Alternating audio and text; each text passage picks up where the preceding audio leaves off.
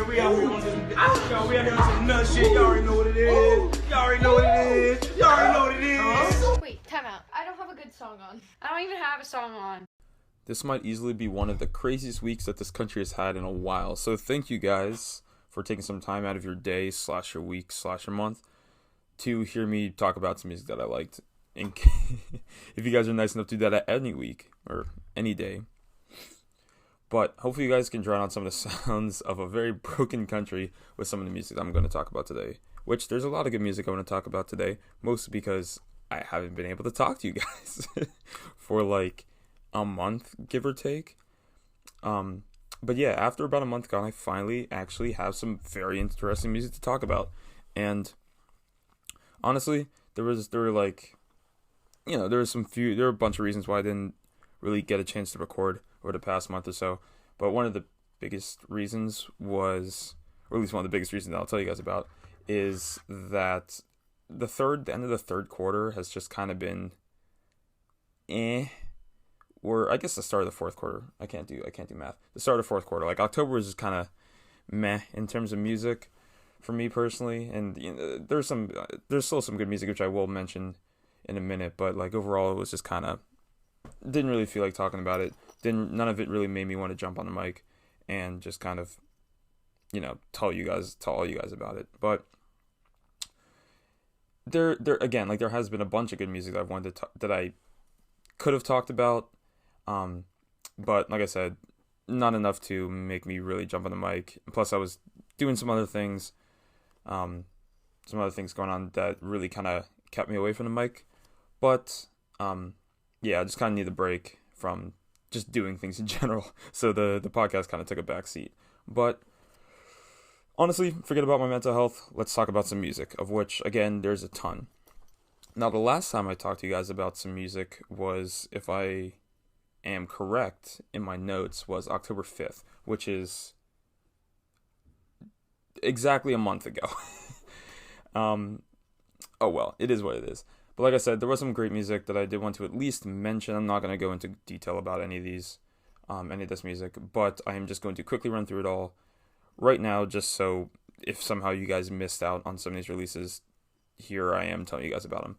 So I might talk about some of them a little bit, but there was a franchise remix, which the original franchise had Travis Scott, MIA, and Future, and Young Thug, excuse me. And this remix now has Travis Scott, Future, Young Thug, and then MIA, kind of. Travis Scott definitely saw that everyone hated on MIA's verse, and he essentially just cut her out of the song, which I think is hilarious. She still has some like random vocals in there, which are actually the better parts of her performance on the song. And then just like the song just kind of like almost abruptly ends when her verse would come on at the end, which I think is hilarious. But I think this is slightly better than the original. I thought the original was pretty good, and I still think it's pretty good. This one might be a little bit better. I think Future just did a better job with his verse, and then I think just Travis Scott and Young Thug just kind of, their contributions grew on me a little bit. Also, another song, or a new song by St. John called Gorgeous. Really good. Again, that's St. John. Saint spelled like Saint, and then John spelled J-H-N. And he has an album coming out on my birthday this month, actually, which I'm excited for, mostly because of the features on there. He has a lot of really good features on there. There's a Jetty feature, Kanye feature. There's a whole bunch that I'm forgetting. And he makes good music in general, so I'm excited for that. Next song I have on here is called Back to You by OT Genesis, Chris Brown, and Charlie Wilson. And this is just kind of a really basic R&B song, but Charlie Wilson has a really funny contribution, and his voice is really good, so he's fun to listen to. OT Genesis, I could really care less about, but you guys know I love Chris Brown, and Charlie Wilson did a good job. OT Genesis was just kind of there, in my opinion, and they used, the sample that they used is, oh gosh, I forget the name of the song, but it's a good sample. It's a really good song, more upbeat R&B song. An album I want to mention is called New Beginnings by Reason. Reason is a member of TDE. Of TDE. Yeah, definitely. Sometimes I get like the artists of TD and Dreamville mixed up for like no reason, even though I know who's on either one of those labels. But album's really good, rap album. Reason's really talented, and the album has a really cool, like, it's like I would call it like a two-toned album. Like the beginning is all like really hype shit, like really just like rappy rap stuff, and then the second half is more like introspective songs, which I think kind of, the album itself wasn't very long, but I think it kind of was, it's almost like having an A side and a B side to an album, and I kind of liked listening through it for that reason, pun intended. Next song I have up is called Monique by Danny Lee. I hope you guys miss me mispronouncing just a bunch of artist names, because no one likes to make their stage names anything like that just the general public can pronounce easily. But that song's cool. It's just cool. Not a whole lot to say about it. I liked it, but a lot of you guys might not. Next song I have on here is another In Your Eyes remix from The Weeknd. This one now featuring Kenny G, who is a very famous, very talented saxophonist. I guess I don't know the official term for an artist that plays saxophone, but Kenny G just basically did like his rendition of the In Your Eyes instrumental with a saxophone for the entirety of the song. It sounded really cool, but I mean, there are now 3 versions of In Your Eyes out on streaming, and honestly at this point you could just take your pick and you won't really miss the other 2 that much. I want to give a tiny little shout out to this album called Only Child by Sasha Sloan, and I'm gonna call it a tiny little shout out because while I didn't like a ton of the songs off it a lot, I thought it was like, it's like, I don't even know what you would really call it. It's like kind of, when I recommended it to Sarah and she liked it a lot. So actually, if you know Sarah, my girlfriend Sarah, and you know her taste in music, then that kind of gives you a good impression of what this album sounds like. But I liked a couple songs off it a lot, and I thought it was fun. I thought it was a well-made album. I just didn't find a whole lot of personal enjoyment in most of the songs, but a few of the songs on here, I think 4 I took away, I really liked. But yeah, go check that one out.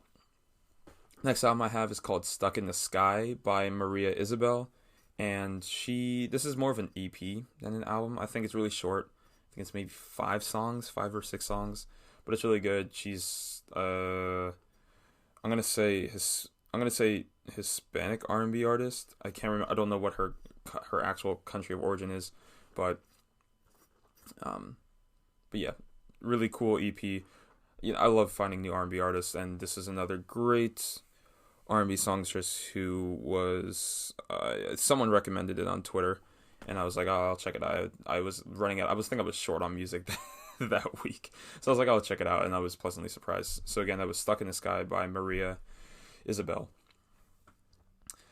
Next thing I want to talk about is called Damage by Her, and this is probably one of my favorite songs by her that I've at least heard in a while, maybe throughout most of her catalog, if not all of her catalog. A really good song, really just good R&B, simple as that. And I almost jumped back on to the podcast a couple weeks ago, or I guess maybe a week ago, to talk about this. I guess it might have been 2 weeks ago. This new Kanye West song, "Na Na Na," which is just it's not a bad song, but it's definitely not a good song. But I definitely like it. I guess you guys can call out my Kanye stan card on this, but I thought it was just funny. I thought it was just a funny song, and the beat is really cool. And the beat is so cool that for some reason, he has the Baby verse on it and a 2 Chainz verse, which he released on Twitter maybe a week ago, give or take, which is astronomically better than the original version. I cannot wait for that remix to come out officially.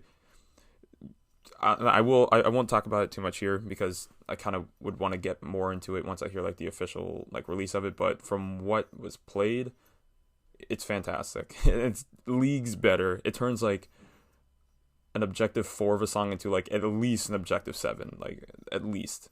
And that's being kind of conservative on both. Next thing I wanted to talk about was an album called Featuring Ty Dolla $ign, which is of course by Ty Dolla $ign. It's a really long album. It's a really long R&B album. It's a Ty Dolla $ign album. That's really all you need to know about it. It was cool. It's a long listen, and to be honest, it doesn't really switch up the style a whole lot. But if you like, I don't know, the first 5 songs, you like the whole album. It was cool, but it was just kind of like, I don't know, there wasn't much variety in a lot of the songs. But it was good. Next song I want to talk about is called Cupid's Curse, and this is out of like the past month one of my favorite songs that I've heard, and it is by Phora. Phora spelled Phora. I don't know why I struggled to read the word that's right in front of me, but it's Phora and Kehlani. I'm having trouble reading. I'm having trouble talking. Jesus, you can tell I'm rusty. But this is a really, really, really, really, really good R&B, really slow. I mean, Kehlani kind of makes the same. If Kehlani jumps in a song, you can kind of tell what the song is going to sound like. But she's amazing, and I'm very unfamiliar with who Phora is, but I liked him a lot too. I'm definitely going to go check out more of his stuff if I ever find the time to. Next song I have is called Feel Something Different by Bia Miller and Amine. This song's really fun. Amine had a pretty good verse here. Bia Miller is completely new to me, and I listened to the rest of the songs that were on the EP that came out that this single is from, and I didn't really like the rest of them that much, which I was kind of disappointed by because I liked this song a good bit, and I thought I would like this artist a lot more. Again, her name is Bia Miller, Beamiller. Really fun song to listen to. They both had very interesting verses, and again, very enjoyable to listen to. Again, another tiny shout out I want to give to this Kiana Lede deluxe album. I talked about Kiki, her album that came out in the spring. I think it came out in the spring. It was before I started the podcast, but I believe I mentioned it before. But that is an insanely good R&B album. Probably it's one of my favorite albums to come out. I'm pretty sure I talked about it on my favorite albums of the year list when I started this podcast in the very first episode. And she released the deluxe version of that album 2 weeks ago, last week, and I think it had like 5 or 6 extra songs on it, and I liked all but one of them. And I just like the album in general, so if you're going to give me more songs, I'm going to talk about it. But definitely go check out that album. Again, it's called Kiki by Kiana Lede. Kiki spelled Kiki. This song here, called Slime by Shy Girl, I tweeted about it when I heard it because it's one of my favorite songs that come out this year. It is so cool. It reminds me of it just kind of instantaneously threw me back into like just the club scene. Not that I was not that I could say with a whole lot of confidence that I was ever like a major part of the quote unquote club scene, but it just gave me that feeling, that energy, and I've talked about it here. I miss that scene so much, or at least I just say that at random times how I miss going to clubs and stuff in college, and this song just reminded me of the good times I had there. It's really good, really dark. Shy Girl is really great. Never heard of her before, but found it, and I was like, I'm definitely keeping an eye out for more of her music as this goes on. Second to last song I want to talk about, or actually second to last thing I want to talk about is a song called I Love It by Kylie Minogue? I don't know. Kylie spelled Kylie, and then her last name spelled Minogue. And I didn't recognize her name off first glance, but she is best known for the song called Give Me a Second. Hold on, looking it up because I forgot to note it down. Can't Get You Out of My Head, which came out, what was that, 2 decades ago? It feels like it's been that long. Oh, right, it doesn't have any, right. Came out mad long ago. I'd play it for you, but YouTube will strike me or whatever. Who cares? But yeah, it's like a really like disco dance heavy song. It's really good. I like it a lot. It's high energy. It's dance music. You can't say no to high energy dance music. You just cannot. It's really great. Go check it out. Again, called I Love It. And then the last thing I want to talk about is this album by Xavier Omar called If You Feel. I'm trying to get more into male R&B artists, not like Chris Brown R&B artists, because that's more pop, dance, whatever. But just like true like R&B male artists. I want to get more into. I want to get into them more. And Xavier Omar is someone as an artist I've known him for 3 years, but I've never really gotten attached to like one of his projects until this one. It's really good. There's not much I can really say about it in detail, at least that I want to. It's just a really good R&B album, and it's definitely, the beats on it are really insane. It's just well-made music in general. Even if you don't like, I guess, R&B music, quote unquote, definitely go check it out, because again, it's just really, really, really well-made music. And great night music too, if you're into that kind of, oh gosh, people are yelling in my house, even though it's not my house. But yeah, definitely go check out that music if you haven't already. It's been a little slow, like I said, it's been pretty slow these past few weeks in terms of releases, but there's still a lot of quality there, especially in the songs and albums that I mentioned. Alright, now I'm going to be very honest with you guys, and I'm going to be very honest with you guys as soon as I open this window, because it's getting very warm in this room as I talk. Boom, there we go. But I'm going to be very honest with you guys. I didn't want to come back here on this episode and talk to you guys about bad songs, because I feel like that would be a waste of your guys' time. So I will only be talking about the really good songs that I heard this week, just to save time. And to be even more honest, I just really want to talk a lot about this Ariana Grande album. So let's just get to it. And again, all these songs are fantastic. So if you want to relate to my past episodes, these would all be in the category of my favorites of the week. First song I want to talk about is called Four Things by Freddie Gibbs, Big Sean, and Hit Boy. This song has Hit Boy and Big Sean coming off of their really, really, really hot album. Well, coming hot off of their really hot album. Jesus Christ. I sound like a radio DJ. But obviously Big Sean released his album Detroit 2 a couple weeks ago. Or I guess that maybe was a month ago. Ooh, yeesh. And that I like that album a lot. I came here and told you guys about it. It's probably a little more than a month ago. But Hit Boy and Big Sean made that album together, so they're on a bit of a hot streak coming off that. And Freddie Gibbs has had a pretty good year with his album called Alfredo, which I believe came out before I started the podcast. Didn't get a chance to really talk about it, but it's a really good, just like rap album. It's really good. Go check it out if you haven't already. But he's also coming off a pretty decent streak. Obviously that album was earlier in the year, but he's getting a little bit more, he's getting onto a lot more people's radars from what I can tell, which is awesome. I think, is he independent? Maybe, it doesn't matter, but he's made insanely good projects in the past, or so I've heard. He's one of the artists on the long list of artists that I want to go back to their older projects and just listen straight through them to see what people are talking about, to see what all the hype is about. But on this song specifically, this song is very short. It's only 2 minutes. It's like 1 minute 57 seconds with an intro, actually, with like a, I don't know, 15-second skit of an intro, which I thought was kind of weird on a song that's 2 minutes, but whatever. There's not really a lot of substance on this song, because it's just, what rap song has a lot of substance these days, you know what I mean? But definitely a really fun song to throw on. Both rappers are very, very, very good at what they do, especially on this song. Go check it out. Next song I want to talk about after I drink some water, because my throat is killing me, is called Fever by Dua Lipa, and I don't know how to pronounce this girl's name, because she's Belgian, or at least her stage name is Belgian or French, whatever. Angela, I don't know, Angele, and there's a little accent mark over the first E, if you want to be super specific. But this is probably my favorite single that came out this week, which is actually kind of weird that I put it second out of 4, but whatever.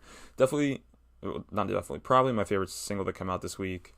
I mean, it's Dua Lipa. Y'all know I love Dua Lipa. Dua Lipa doing Dua Lipa things.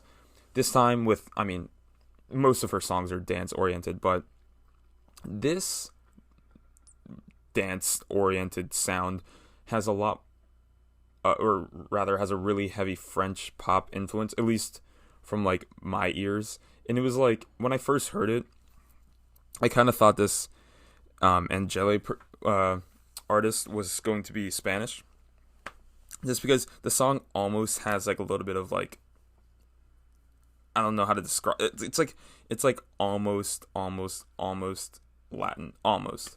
But as soon as I heard her voice, which or heard her verse, which is all in French, I'm pretty sure it's French. Any of my French speakers out there, please don't get mad at me if it's not French, or I don't know what they speak in Belgium, but whatever. But her verse was really good. Didn't understand a damn word, but it sounded really good. And that, to me, like, I came in here a few weeks ago and said that I'm trying to kind of check out more albums that are performed in languages that I don't necessarily understand, because even if the music is good, if the music is good enough, it should be enough to carry my interest, which this girl definitely did on this song. I don't have a lot to say about this song that I haven't really said in any of my past commentary about Dua Lipa songs, but just know that it's really upbeat, it's really catchy, and it is really, really, really good. Go check it out. Again, it's called Fever by Dua Lipa, and I'm not even going to try to pronounce her name again. Just look up Fever Dua Lipa, it'll come up. Next song I want to talk about is called Plain by Benny, whose pronunciation, after multiple instances of mispronunciation, I am finally getting right. And it's, I've tried it, Benny or Benet, whatever. It's Benny, Benee, Lily Allen, and Flo Milli. As you guys know, and I kind of alluded to here, I've been on a massive Benny kick, which, again, you guys should all be aware of if you've listened to the past few New Music Mondays. I've found her vocal and musical style to be, like, really, really, really unique. I can't really put my finger on why I think it's so unique or what makes it so unique, but it just, like, it's great. Like, I'm kind of addicted to, like, just the way her voice makes, or to the way her voice sounds and the music that she makes. And with her performance here, I believe this is specifically her song, but, excuse me. Oh, geez. Excuse me. But this song is great as well. She hasn't let up on the gas pedal since I started listening to her more, and since she started to release more music, which I'm assuming is leading up to an album soon, or rather, I'm hoping leads up to an album soon, but regardless.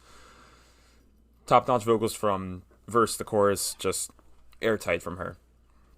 Speaking of great vocals, this Lily Allen girl, who I did not know about until this song, it definitely caught my attention with her verse here, and I think she also had supporting vocals on the chorus, maybe, but she was fantastic. In fact, they were both fantastic. All three of these women were fantastic. This song is just really good.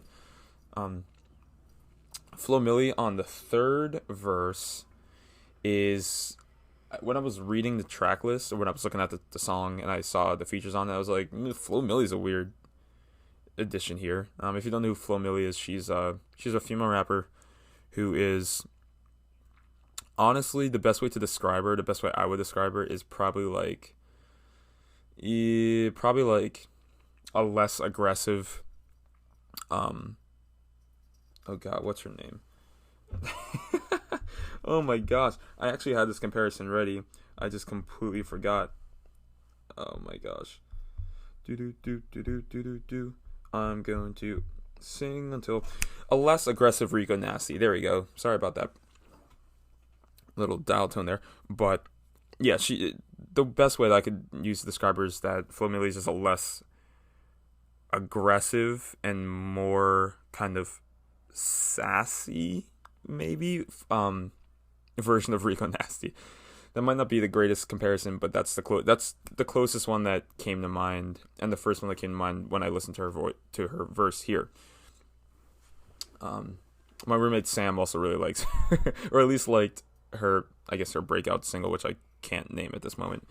But again, I thought her addition here was gonna be kind of weird, but she brought her trademark kind of nasally rapping style to this song, and I thought it was pretty good.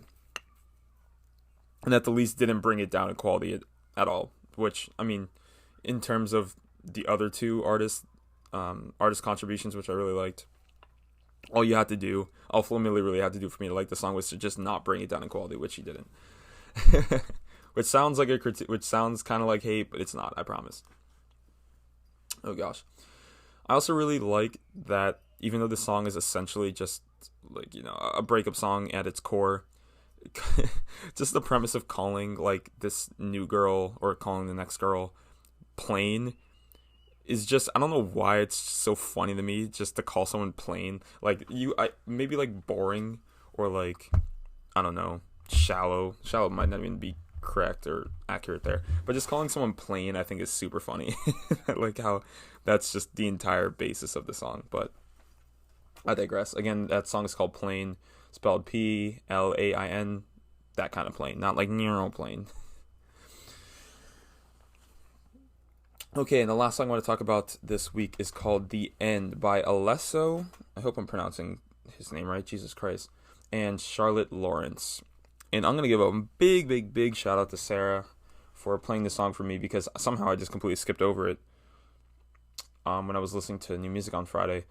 And, well, to be honest, this song is absurdly basic from start to finish. And we both kind of came to that same conclusion. But, big but, the sound and the almost anthemic feeling at times with this song is so refined and so enjoyable, at least to me and to Sarah, that it doesn't matter. Honestly, probably the biggest praise that I can give a song is that both Sarah and I like it. Like it a lot. Because our tastes in music do not necessarily mix a lot. So if we really like a song, then it's probably good. So just rule of thumb, if I come in here in the future and I say, hey, Sarah likes the song, I really like the song, it's probably a good song. In fact, it's almost definitely a good song. I would kind of classify the style of this song as like the love child of like the Chainsmokers and Dua Lipa. If they really went into like the dance pop sound, and also if the Chainsmokers actually knew what to do with good vocals and were not just like really did not turn into just super boring quote unquote producers or DJs. I don't even know what they would call themselves. So such to say that, in fact, this song doesn't really even remind me of the Chainsmokers. I just couldn't think of a better comparison. It's just, you just gotta listen to it, and you won't be disappointed. The song's only real problem is it's like pretty uninspired chorus in terms of, I guess, depth, lyrically maybe, or stylistically, but the vocal effects and the instrumental here are super addicting and really easy to just kind of latch onto your brain and enjoy. So it was enough to just overcome how just kind of uninspired the chorus was in terms of, I don't know, structure and all that kind of fun stuff. Definitely go check that out. Alright, I'm going to take a quick sip of water and I'm going to lean back in this chair, so get ready for my lean back chair noise. There it is. Oh my god. Because, ladies and gentlemen, it's time for me to talk about this Ariana Grande album. An album that, for some reason, I shouldn't even say for some reason, Ariana Grande is a superstar. She doesn't need any rollout. She doesn't need any promo. I think she tweeted out like a week before she released her, or like the week of her first single Positions coming out, which I didn't mention in my singles that came out over the past few weeks, specifically because I'll talk about it here, obviously. But oh my god, I liked the song when it first came out, but it really had like no press. She literally just said like, hey, can't wait for you guys to hear this album this month. And we're like, every person who saw that tweet, you know, in unison checked their calendar, checked their watch, and said, oh, there's only 2 weeks left of October. So she released her lead single Positions on Friday the 23rd, and then On the 30th, she released the full album, also called Positions. In terms of just logistics I like to give out, the little stats I like to give out for albums, this song is 14 songs long, spanning 41 minutes, and as I say every time I get a stat like that, that is perfect for my listening, perfect for a pop album, even though I'll get into it later, this isn't really a pop album, but moving on. Alright, so I made a mistake, and I shouldn't say I very rarely make mistakes when listening to music, but I do kind of very rarely make a mistake when listening to music.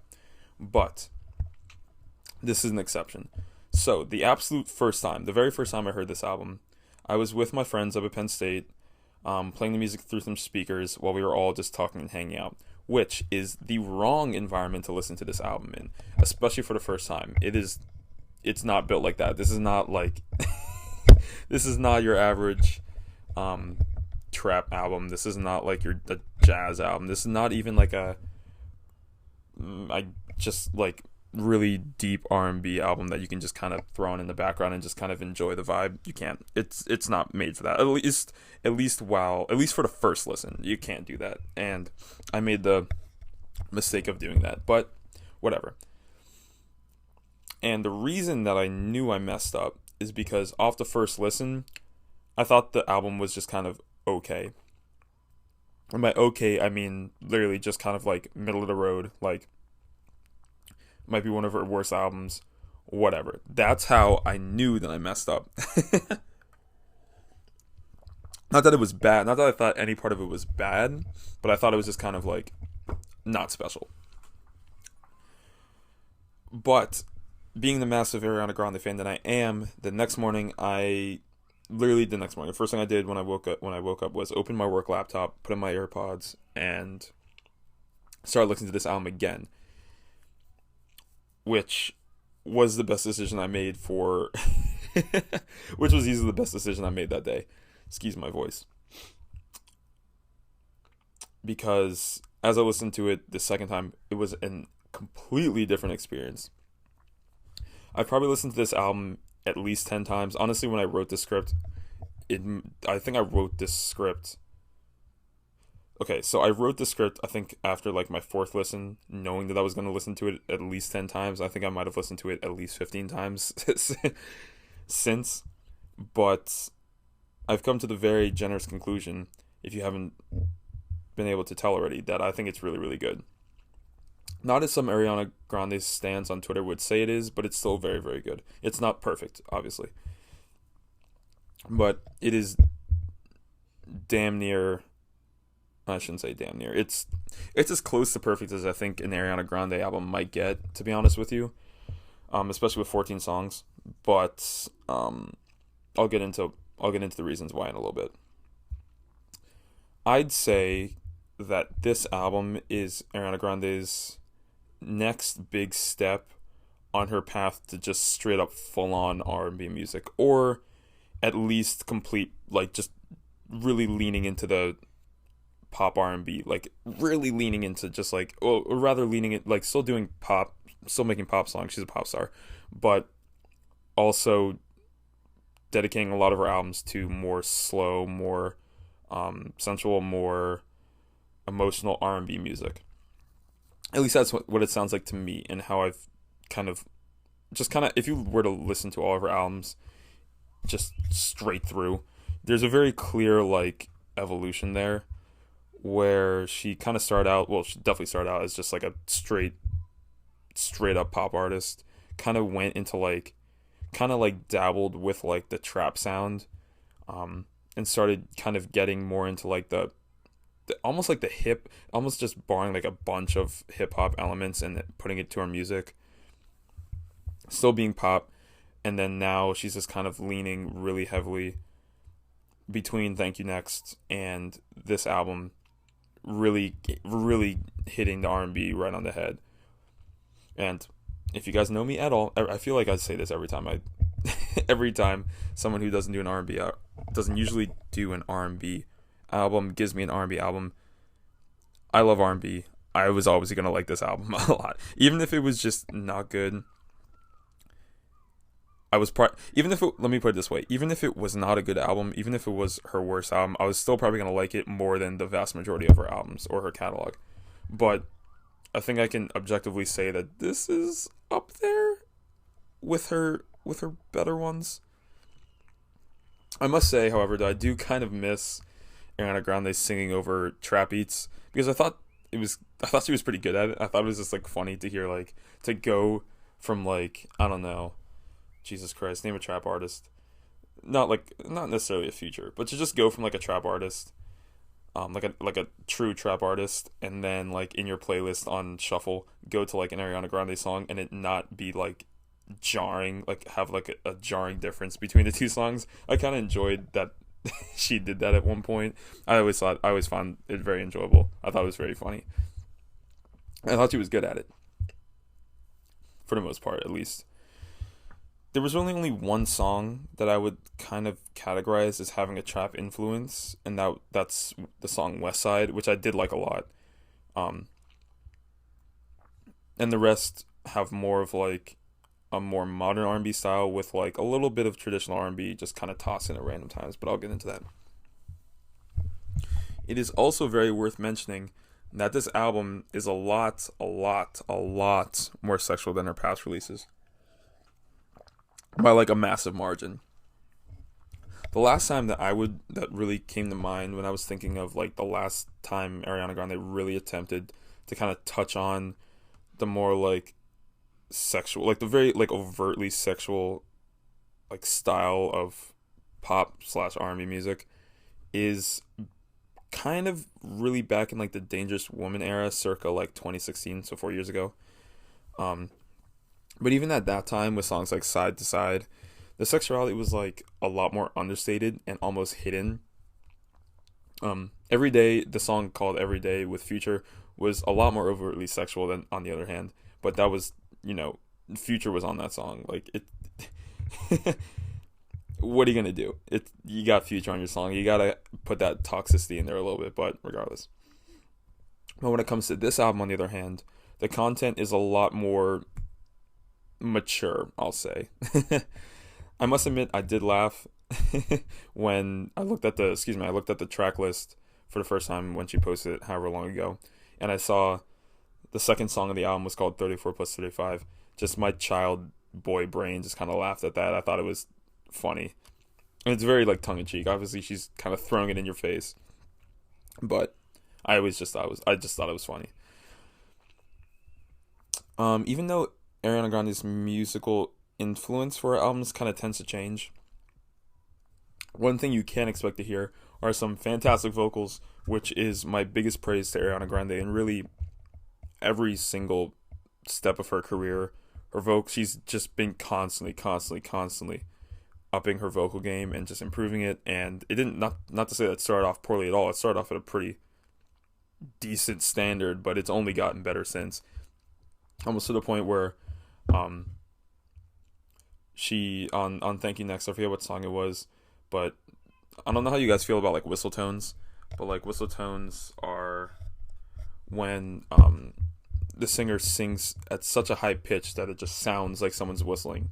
I forget what song she had in, but they were just kind of like put in at like they were very short, because from my understanding of it, doing whistle tones is insanely like straining on a person's vocal cords. So like you can't just like do it all the time or you're gonna fuck up your vocal cords. But it kind of went from that very short, very kind of like that was like the highlight of the song. It was like at the very end, and it was like the beat kind of cut out a little bit, or at least dropped down in volume, and then they're just, oh, look at that, whistle tones. To like this album, which again I'm forgetting which exact song had more whistle tones on it, but it was like she was like singing like full lines at like this super high pitched register. And it like, again, I'm not a vocalist, I'm definitely not a specialist in vocal ranges or how any of it all works, but it sounds technically insane. Like that from a technical standpoint is pretty impressive, at least for me. And not to say that whistle tones are the epitome of vocals, or vocal quality. But that was just an example of just ways I think she's just improving in a lot of ways. One place where I did find her to fall a little flat, not specifically on this album, but also on a lot of her other albums and a lot of her other songs, or her other songs, is when she makes pretty low effort pop music, but then leans on like almost random vocal flexes to add like depth and value to the song. That's where I kind of get irritated with Ariana Grande's music. Whether like even though those situations are very few and far between, those tend to be the songs that I don't like on her albums. And there were really only 2 songs, and more specifically only one song on this album that kind of gave me that impression. But like that's like it's almost like she knows that there aren't many pop singers, especially at her caliber or at her, I don't even want to say prestige, I guess say in her lane, that have just kind of like the technical vocal ability that she does. So she if she wants to get lazy, she'll make like a really like boring, uninspired pop song, but then use her superior Jesus Christ, I'm really gassing her, but this is, listen, it's Ariana Grande, I'm gonna gas Ariana Grande, but using her superior vocal talent or vocal ability to just kind of be like, hey, like this is a good song, to just kind of almost trick you into thinking that it's a good song, whereas most of the time it's just kind of not. In some ways, the Single Positions suffers a little bit from this effect, a little bit. While I do love the song a lot, in totality, it's a really, really, really, really, really simple pop song, where honestly, if you listen to the first, 45 seconds, a minute to the song, you kind of got all you're gonna get from the song. Like, it doesn't really improve from that after that first minute or so, and it doesn't even really, like, it doesn't change at all. It's like the same song. It looks like it does feel like, at least structure wise, that they took like the first verse, the first chorus, cut it right there, and then just like copy pasted, stuck in the other, and then just added another chorus on the back end, and then added some more, and then at the very end in the outro just adds just like random vocal flexes for like some reason. Again, I think that I like the song a lot anyway. This is probably the least egregious example of this, failure in song making from my point of view. But it's still there. That's probably the best song that I could think to exemplify it, but it's not the worst case, if that makes sense. Oof. I do also want to make the distinction, using that same song Positions in this argument. I do also want to make the distinction between a song like Positions and a song like Safety Net featuring Ty Dolla $ign, which is on this album as well, which is Safety Net.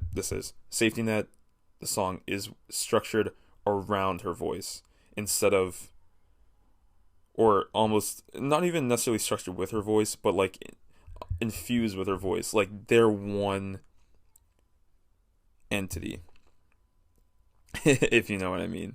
It's not like I said, it's not like you have like this, it's not like you have this song and then her voice as separate entities, and then you can just kind of like add them together like you're trying to bake a cake and have it turn out good. It's just kind of like it's all one ingredient, it's all one cake, if that makes sense. That's a really weird analogy, but it's the first one that came to my mind. Yeah, and again, like, it's just, I just prefer, really in every single kind of music where, the artist themselves as an instrument are being used with the actual instrumental of the song. That just kind of structure sounds best to me, where they sound like they're one instead of they sound like two separate parts that are just mixed together. But again, I digress. It almost seems like I'm getting like super picky with it, but I hold Ariana Grande in such a high regard at least in terms of her music, that, my standard is insanely high.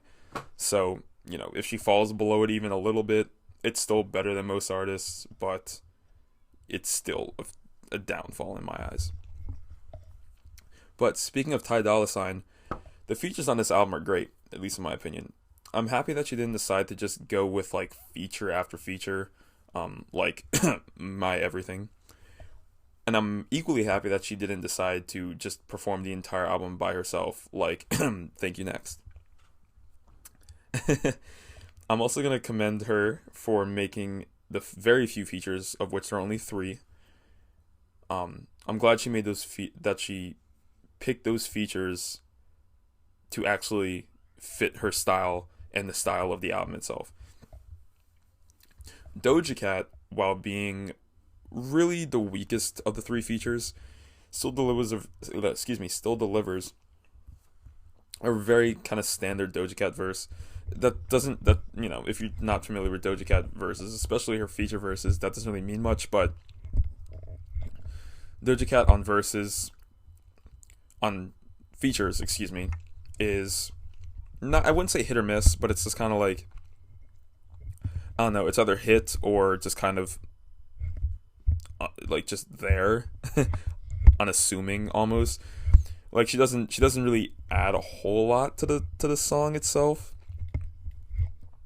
but she doesn't take anything away from it. So, like I said earlier, if the song itself is good, which I'll talk about later, if the song itself is good enough, all you have to do for a feature is just not destroy it. Pain 1993 still hurts me to this day, but this is not a Drake episode or a Playboi Carti episode for that matter. Overall, back to this song with Doja Cat. Overall, her verse is alright, and it's alright. It does fit the style of the song really well, so I can't complain. Ty Dolla $ign, which is the middle of the road feature for me, gives up his trademark his trademark top tier feature performance, assisting Ariana Grande on the chorus as well as killing his own very short verse.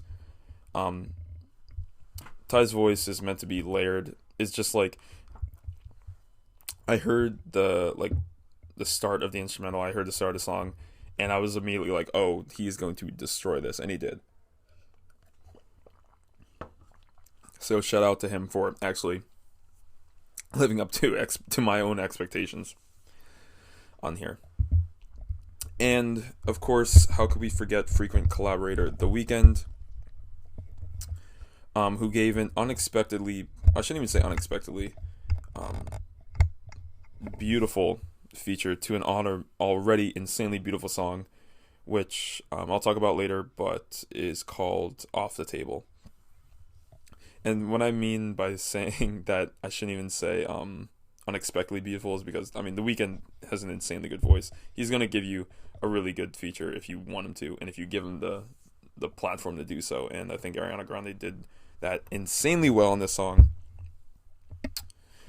As usual, that's really, I guess that's all like the in-depth critique or conversation I wanted to have about the album, without just going into like insanely gritty details, because I don't think anyone wants to hear any of that shit, especially coming from me. But regardless, as usual, before I leave the album, I do want to give you guys a few of my favorite songs, of which there were a bunch. The first one being Motivate, it's funny, every time I see that word, every time I see the song title, immediately I think it's called Motivate. It's not, it's called Motive. I don't know why in my head I just skipped to Motivate, but this is the song that's featuring Doja Cat. And again, even though I just said that the Doja Cat feature was kind of alright, I really like the groove of the song, and it's really simple. It makes it very versatile. You can play it anywhere. I just thought it was good. I thought it was really good. Realistically, all of the songs with features on them, I didn't add the Ty Dolla $ign one for a specific reason to my favorite songs here, but really all 3 of the songs that have features on them are really great. Second song of my favorites is called Off the Table, which I mentioned a minute ago, which is featuring The Weeknd.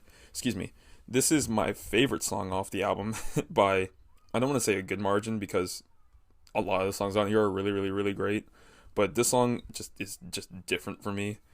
I don't know. It's different. It's easily one of the most beautiful emotional songs on this album.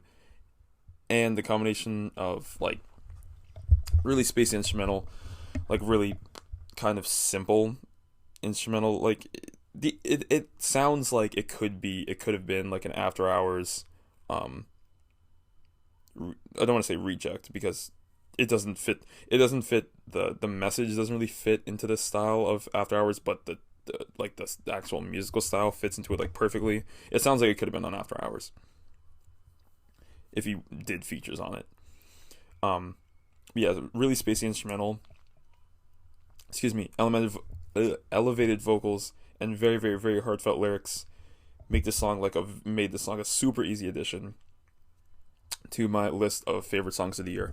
And the emotional or the very heartfelt lyrics I'm referring to, is I believe it's just kind of believed amongst Ariana Grande fans to be about Mac Miller, who, if you didn't somehow know by now, died maybe 2 years ago, a little bit more than 2 years ago, of a drug overdose, I believe. I hope I don't butcher that actual recent death, but regardless, ex of Ariana Grande.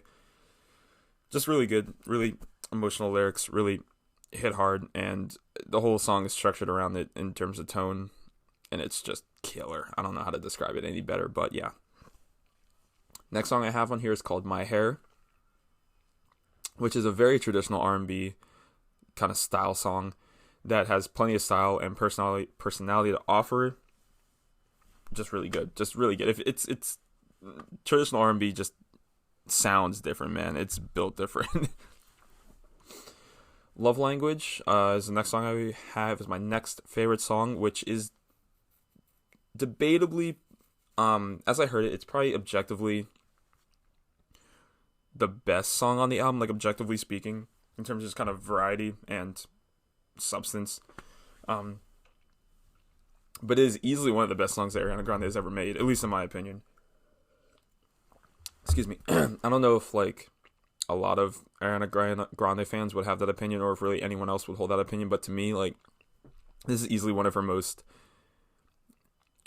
complex songs that she's made, specifically in terms of musicality. It just, you could, if you went to someone who has never heard Ariana Grande before and you played them this song and you played them literally any other song from her catalog, they would be confused.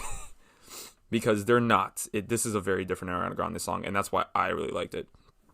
Super interesting instrumental, which she tackles easily. And, again, a lot of traditional R&B influence on this one, too. And for some reason, I found this song, the other reason why this song is so interesting is because it has, like the song stops a little bit early, and then it has, like an outro song. Like, it's like a completely different song. Like, it sounds completely different. It's so weird. It's so weird. I don't understand it. But I thought it was just cool. Oh my god, dog barking. And the last song I wanted to mention, give a lot of credit to, is called Obvious. Very short, very sweet, very simple. Just a cool little song before the very, very, very over-dramatic outro, which is also very good, called POV. I'm not going to say that this is Ariana Grande's best album, at least not yet, but I can confidently say that this is my favorite album of hers. Very confidently I can say that. Like I did mention before, it is not without its low points, though. There were really only two, and specifically really only 1.5, but the song Just Like Magic, which I think is like the third song on the album, and then 6:30, which I think has the unfortunate status of falling right after Off the Table, which is my immediate favorite. Actually, Off the Table is sandwiched by Just Like Magic and 6:30, which I think is actually probably why I don't like those two songs as much as the others. But to me, especially in the context of like just the layout or the sequencing of the album, they both kind of seem pretty low energy, pretty repetitive at times, and overall just kind of forgettable. at least the song 6:30 has a pretty cool second half to it. Like the second half, like it picks up like astronomically for whatever reason. But but yeah, like those two are, if you took Just Like Magic off this album, you would both not miss out on a single thing and also have a decently better album somehow. Can't say the same for 6:30 in its entirety, but it's hit or miss. Nasty is also like a cool song, but somehow I wouldn't call this a low point. It's just kind of like, it sounded dated to me somehow. I don't know how to better describe that. It just sounded, there was something about the song that didn't like just make me love it. It's good. Let me set this out straight. All the songs on here are good, at least to me. Some of them are just pale in comparison, specifically Just Like Magic and 6:30. But they're all good. And that goes for Nasty as well. Overall, it's a very solid project from start to finish, with a lot of insanely high highs, and then, like I said, very few meh moments. As of right now, it is in good competition for one of my top 5 albums of the year, which is a list that I will be assembling and sharing with you all later this year. So be sure to listen out for that. I'm actually really excited to give you guys that list. It's actually what I'm planning on doing, a little preview into my plans for the rest of the year. Is I do very actively keep up with my favorite albums. I'm constantly reworking the list.